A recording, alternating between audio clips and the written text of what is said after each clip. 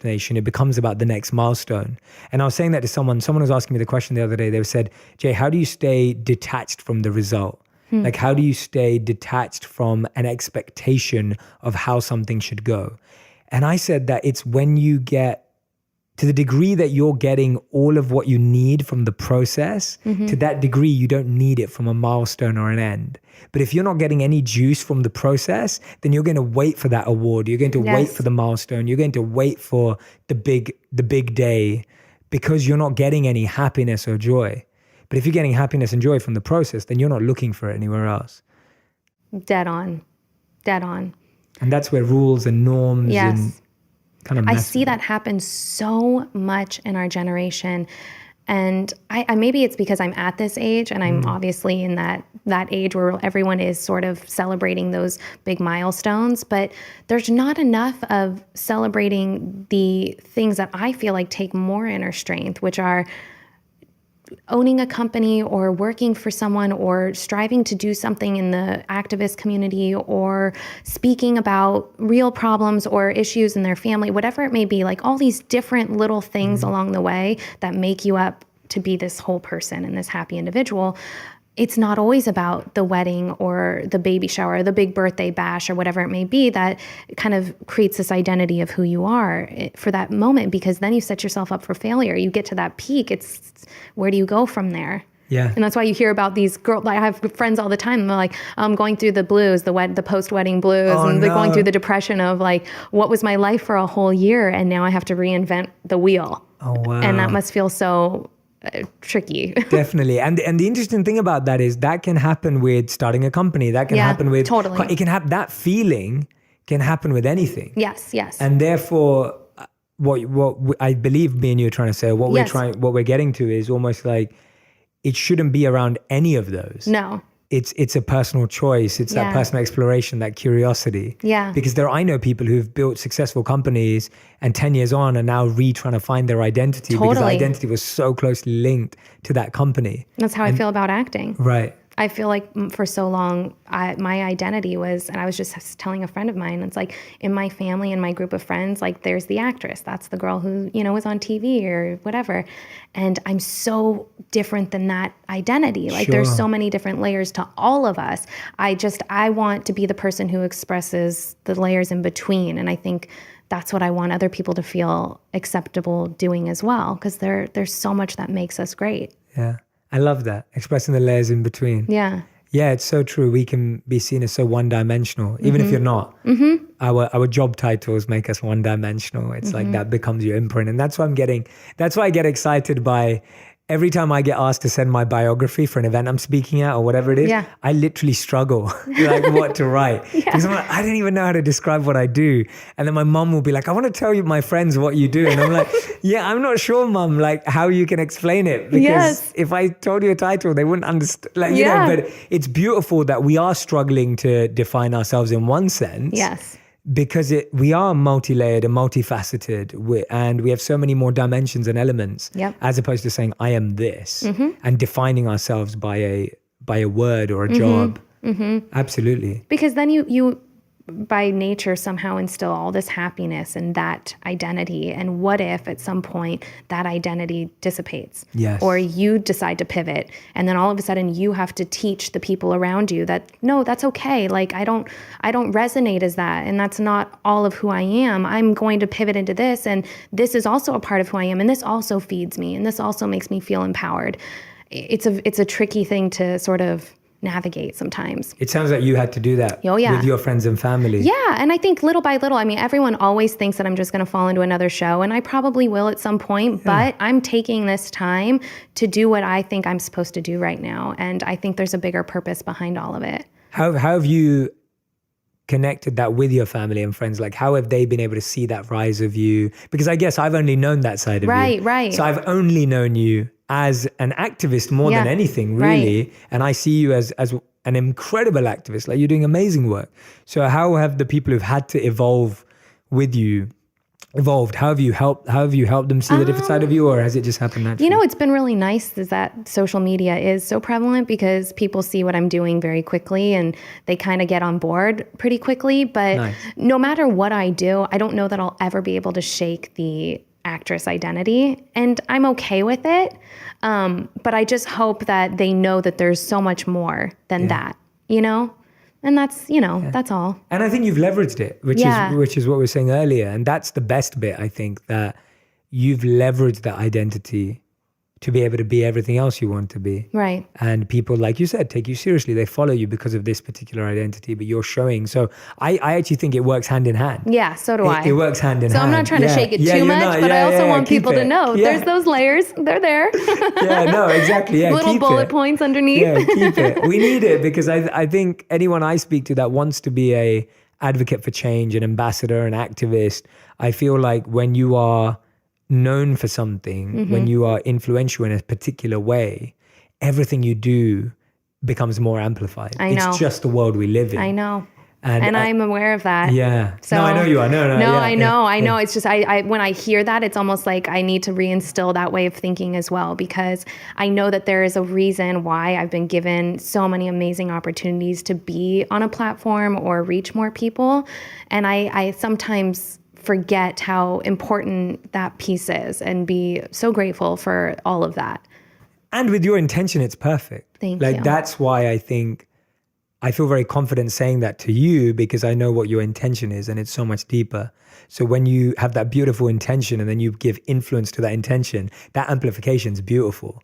Whereas if the intention is just greed, enjoyment, negativity, fame, power, etc., and then you give that amplification, that never leads to any good. And I feel like, I think you'll also inspire not only people who watch you or know you for what you've done, but also peers in this space to find more meaning in their life too. Because I find that I was speaking to someone who's a successful singer the other day, and he was sharing the same thing with me, that he struggles with the industry and the kind of messages that are put out. And I was like, yeah, but you can change that. Yeah. Like, people listen to your opinion. So you not turning up to interviews and award shows and actually sharing the right message is actually a disservice. Yeah.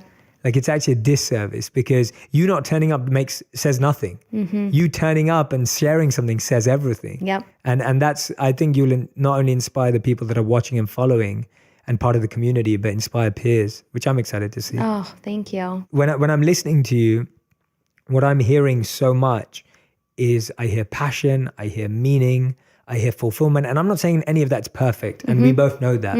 And same with my life.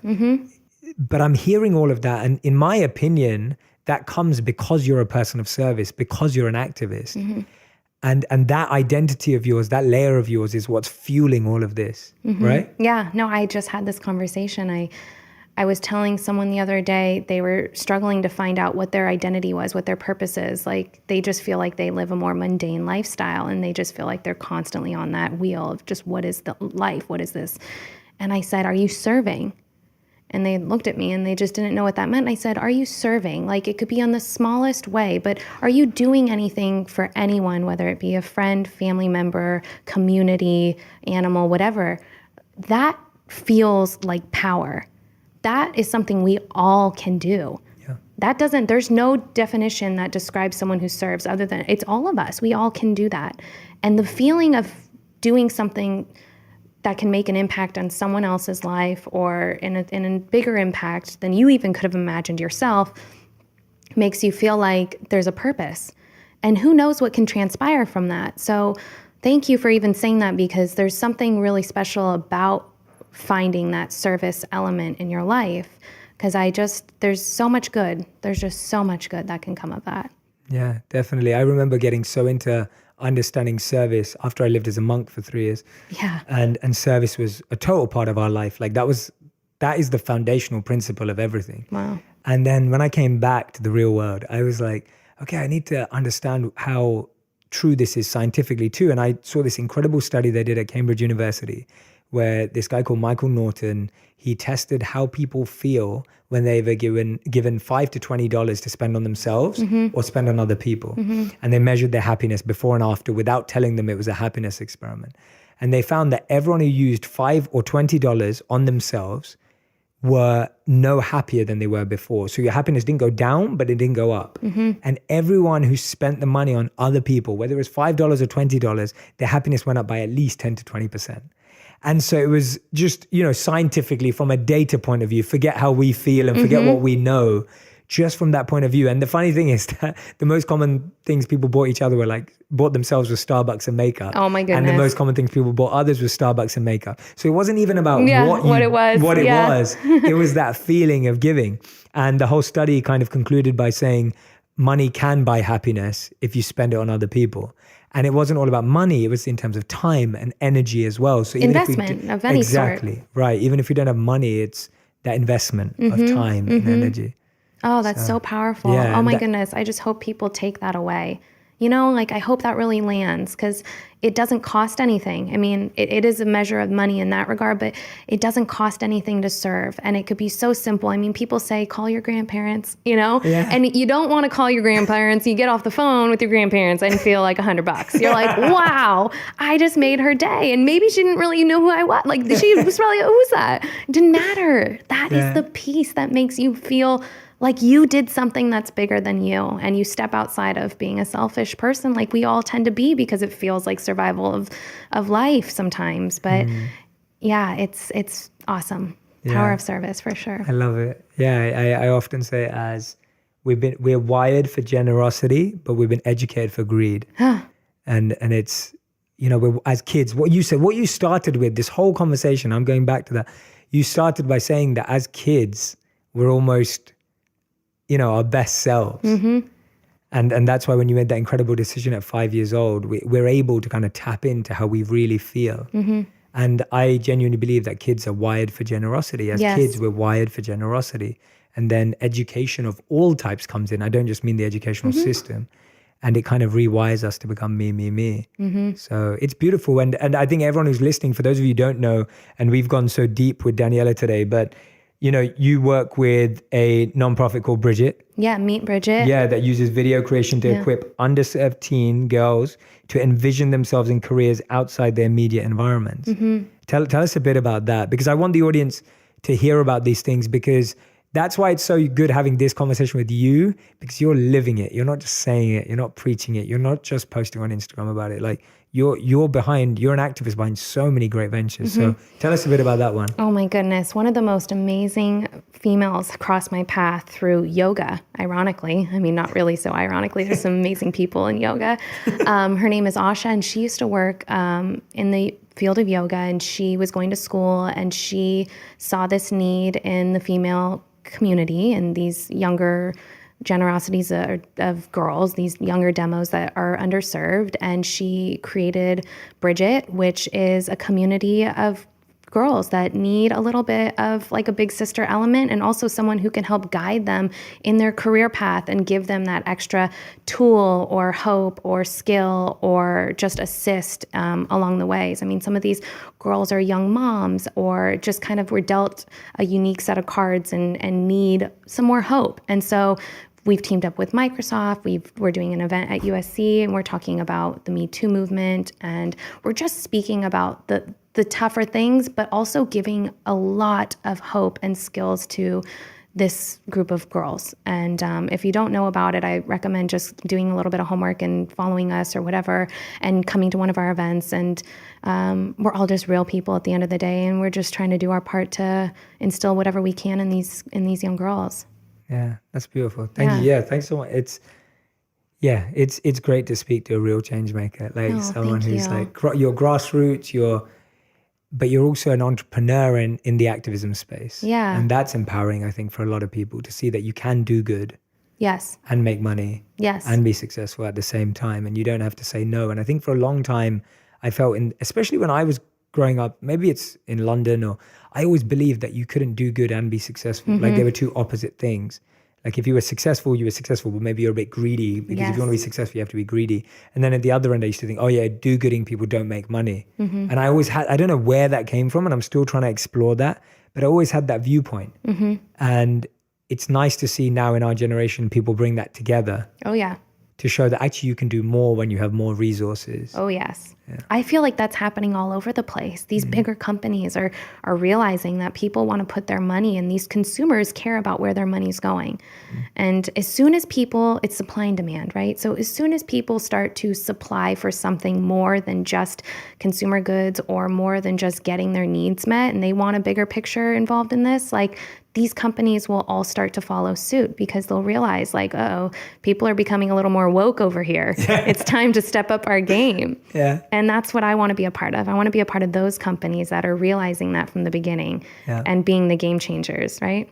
I love it. I've got my 5 big questions for you. Oh, okay. As we come to a close. Okay. So these are usually quick, but they've been a bit longer recently when I've been doing them because I have awesome guests and everyone has awesome things to share. So I stopped doing them as quick questions because I was like, if it gets deep, it's deep. Okay. And you can make them as funny as you like to. Okay. So I genuinely feel like this. And again, I'm saying this to everyone, and I know Daniella would say this about herself. It's not about being perfect, but you do seem really happy and content. And that energy comes out very naturally through you. What makes you happy? I start my day with a cup of coffee. Nice. Okay. And I evaluate what I'm doing. I always am checking in with myself. And I know when I'm feeling a low, I either pop a B vitamin or I get to the gym. And usually I get to the gym before I do anything because I know that there are certain things that make me who I am.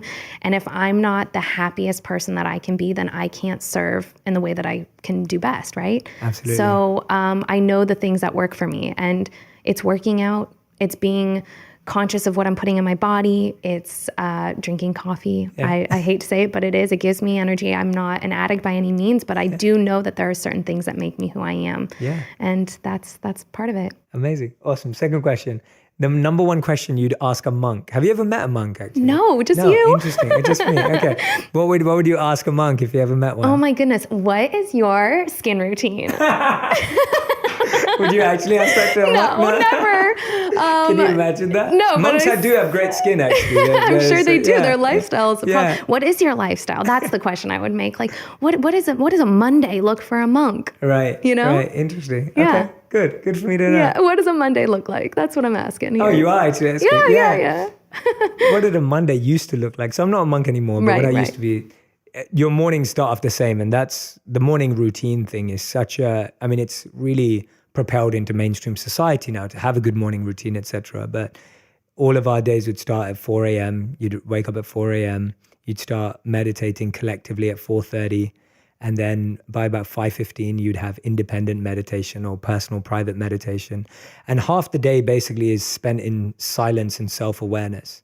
It's your growth. It's about taking care of yourself, your needs, your learning, your development. And then the other half is spent in service. So the other half is spent being out there, whether it's helping build sustainable villages or building food distribution programs or teaching young kids or sharing the message or teaching meditation, whatever it may be. So that construct is something that I've tried to take through in my life, that half of my life should be spent learning, growing. Even this exchange, like from today, I'm just learning, I'm just listening to you without trying to judge, without trying to teach, without trying to share. And then the rest of my day is spent serving by teaching, etc. And so that's kind of amazing. What a Monday looks like. Very cool. That's what every day looks like. Yeah, I love it. But yeah, okay. Question number 3. The best advice you've ever received. Whew, I feel like I was from a couple from you today, to be honest. Gosh, the best advice. Wow, it's scary when you start to draw blanks on that end. Because I almost feel like some of the advice that I've gotten along the way has all been self-taught or self-learned. Nice. But then again, I would say that following leaders like you, I really do feel that way.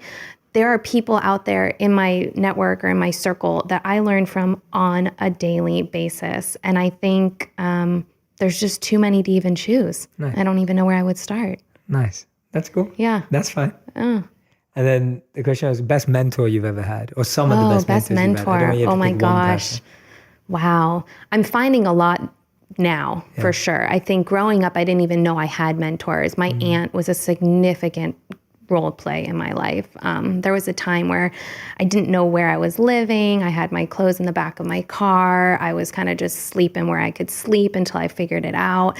And my aunt gave me her couch for a while, and I learned a lot. I got a lot done in that amount of time. I went to community college. I got my personal training certification. I went to school for real estate, got my license. Like, there was this time where I was trying to figure it out, all amongst acting, which is crazy.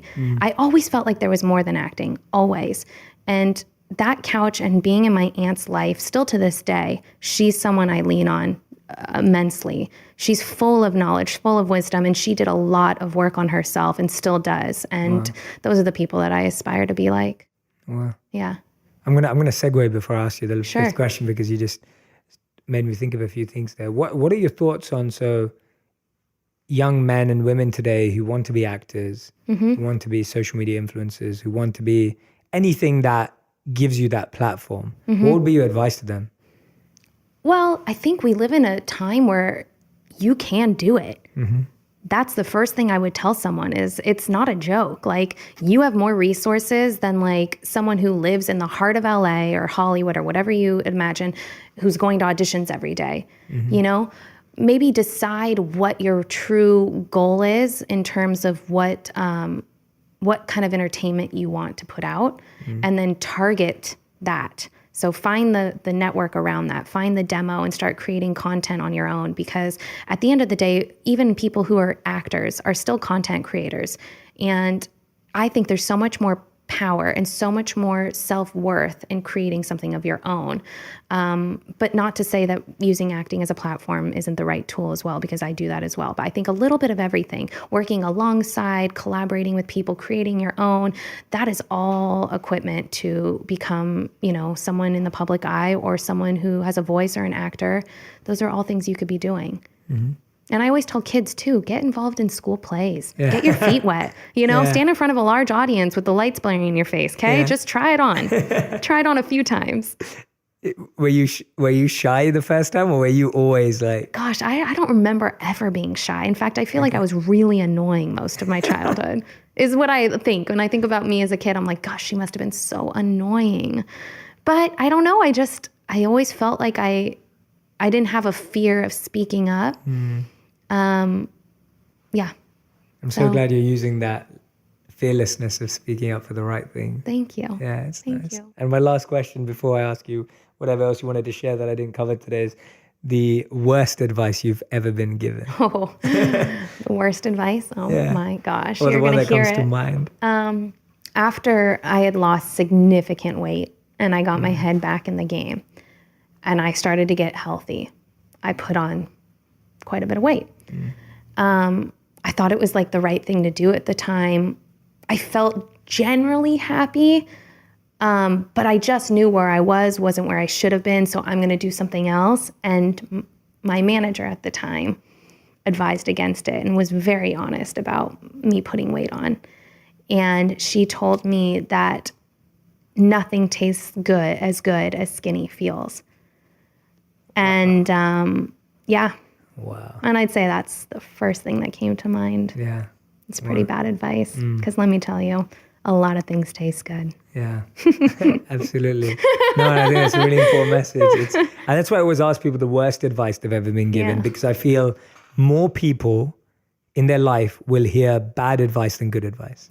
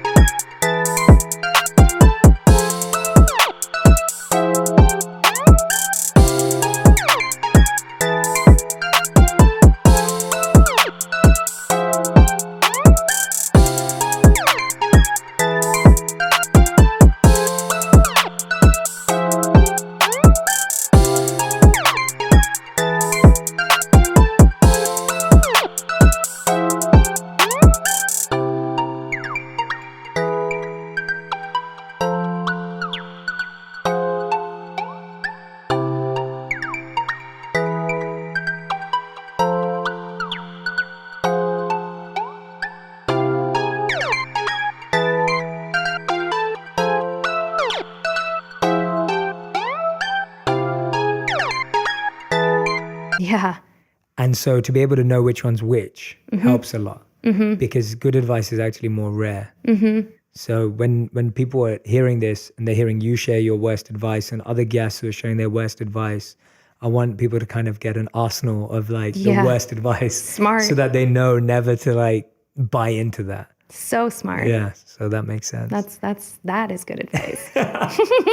Is there anything we've not covered today that you're like, Jay, I really want to share this story, or I didn't get to share this message, You're or so sweet. anything? I always like bringing that up because, I just want to tap into one really let's do quick it. thing. Please. It doesn't have to be quick. Yeah, so I've been in this industry for a long time. I've come across a lot of very headstrong personalities, and I was in some uncomfortable positions with males, and I learned a lot from it. And I'm going to eventually tell a little bit of this story, but I also feel like the one thing I want people to take away from just the Me Too movement in itself, because I've never really spoken out about it, is, and this might be a controversial angle, but whatever it may be that you struggled from as someone in a position of vulnerability or feeling taken advantage of, there is such a strength that comes from that low. And I am a firm believer of utilizing that and harnessing that strength to create something that is instrumental in your lives and in the lives of other people. So I just feel like if anyone's listening and feels like